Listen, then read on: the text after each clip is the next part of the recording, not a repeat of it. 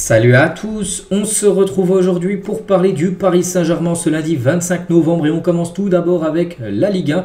Donc tous les matchs ont été joués après cette 12e journée où le PSG s'est imposé vendredi contre l'équipe de Toulouse. On en a beaucoup parlé bien sûr samedi. Donc du coup au classement ça donne quoi après les matchs joués bien sûr. Donc le PSG toujours en tête bien sûr de ce championnat avec 6 points d'avance sur Monaco. Donc 12 matchs joués, 10 victoires, 2 matchs nuls, 0 défaite, 36 buts marqués, meilleure attaque et 10 buts concédés qu'aux meilleures défenses avec l'équipe de Monaco que le PSG affrontera là le 18 décembre prochain. Ça sera un match de Ligue 1 avant d'affronter de nouveau l'équipe de Monaco 2 semaines après.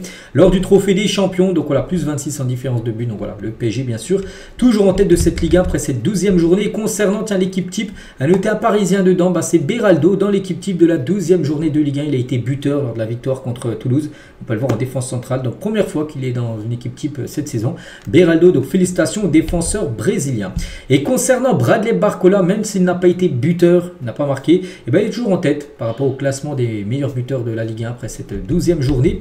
Voilà, on continue donc maintenant, place au prochain match et quand on regarde le programme jusqu'à par exemple au 15 décembre prochain, le 18, n'oubliez pas le match contre Monaco, et le prochain, là, donc on est le 25, le 26, c'est demain, c'est contre le Bayern. On va parler bien évidemment un peu de cette rencontre, on en reparlera encore beaucoup plus demain bien sûr, on fera l'avant-match. Donc Bayern PSG c'est demain, 21 h bien sûr, coup d'envoi.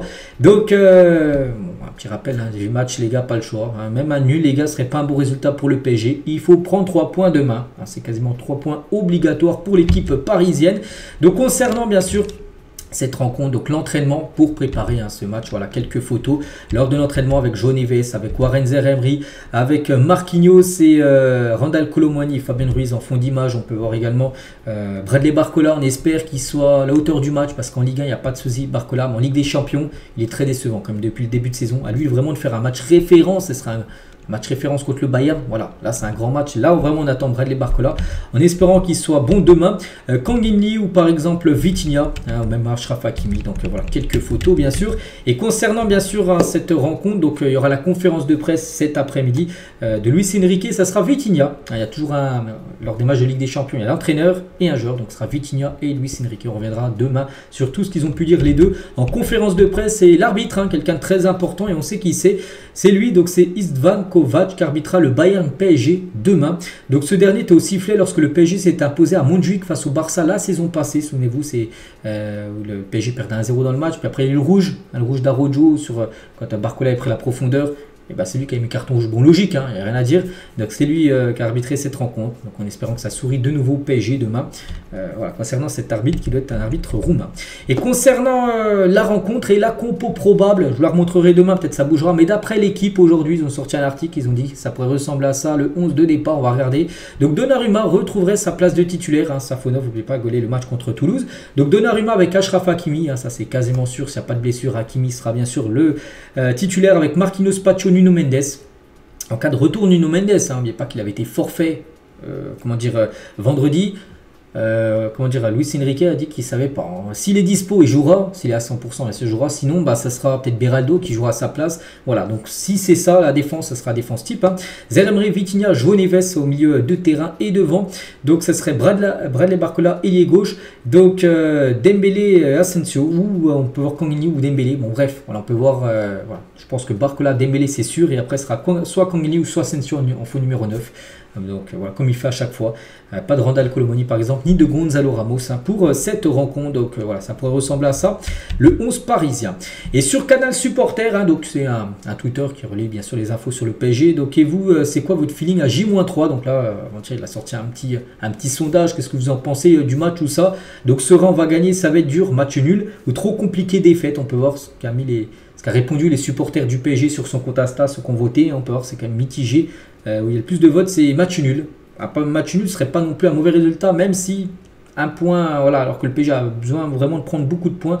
Voilà, ce serait pas. Bon, après, ça reste quand même un point pro Bayern, c'est quand même un bon résultat, même si le PSG doit prendre quand même 3 points demain.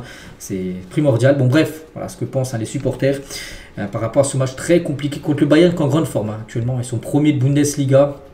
Et eux aussi sont pas au mieux quand même en Ligue des Champions. Ils avaient perdu contre Aston Villa. Ils avaient perdu également un autre match, je me souviens plus c'était contre qui. Donc voilà, eux aussi ils ont besoin de points. C'est pour ça que demain, bien sûr, ça va être très très compliqué, mais pas non plus impossible. Hein. Rien n'est impossible, bien évidemment.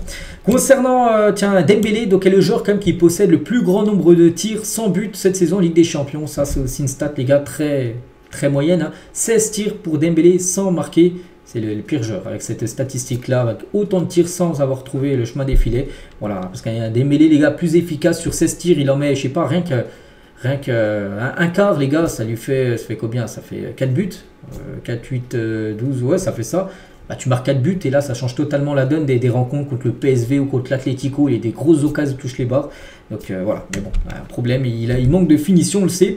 Et avec 3 buts inscrits pour 7,19 XG, donc à peu près quand tu as 1 de XG, tu dois marquer un but. Donc là, normalement, le PSG a dû marquer en moyenne 7 buts cette saison. En Ligue des Champions, il y a eu seulement 3 qui ont été marqués. Donc voilà, pour montrer le gros manque d'efficacité devant le but. Hein.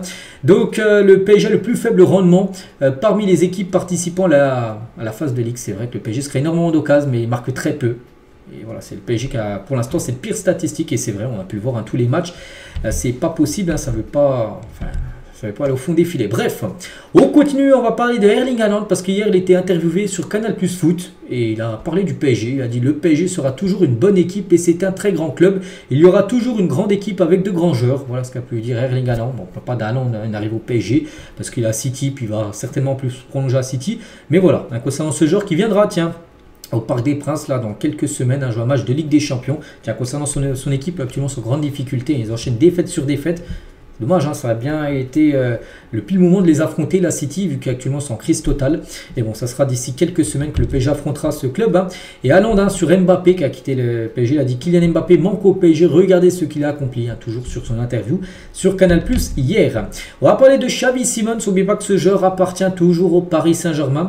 Donc en Bundesliga, donc, si on fait le bilan depuis ce début de saison, il affiche un bilan de 7 matchs, 2 buts et une passe D. C'est qu'il est moins prolifique, moins décisif que la saison dernière. Là, c'est la première saison où il avait été prêté à Leipzig. Là, c'est un peu plus compliqué pour Xavi Simons.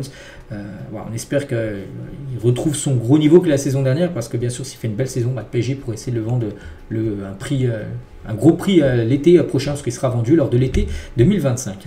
Nasser, sur Canal Plus hier, hein, si Luis Enrique restera, même s'il y a élimination Ligue des Champions, il a dit c'est sûr qu'il reste. Voilà, Nasser a confirmé, même si le PSG venait à se faire éliminer de la Ligue des Champions, ce qu'on n'espère pas, ce serait une catastrophe, et ben Luis Enrique continuerait à être l'entraîneur du PSG. Il a dit, hein, une équipe besoin de temps, on n'est pas pressé du résultat, je suis fier de l'identité du PSG. Donc voilà, pas de pression sur Luis Enrique.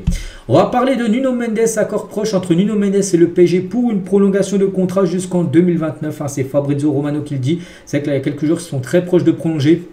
Vitinha, Hakimi et Nuno Mendes aussi sont très proches d'avoir une prolongation là dans les futurs jours. Tiens, on va parler de Gabriel Moscardo, joueur du PSG prêté, et ça il a enfin joué ses premières minutes cette saison en Ligue 1. Donc première apparition pour Moscardo avec Reims, il a joué 5 minutes, bon, il est rentré à la fin du match contre Lyon, il y a eu un partout, c'était samedi. Donc voilà, parce qu'il n'avait toujours pas joué, il a joué seulement un match amical, il avait été buteur sur péno, mais toujours pas le match officiel, ça y est, ses premières minutes côté de Reims. Mais bon, on pense que son prêt sera toujours cassé en janvier pour qu'il soit prêté ailleurs ou qu'il ait un peu plus de temps de jeu, parce qu'il a seulement 5 minutes depuis qu'il est prêté depuis août, hein. Ça fait quand même très très peu.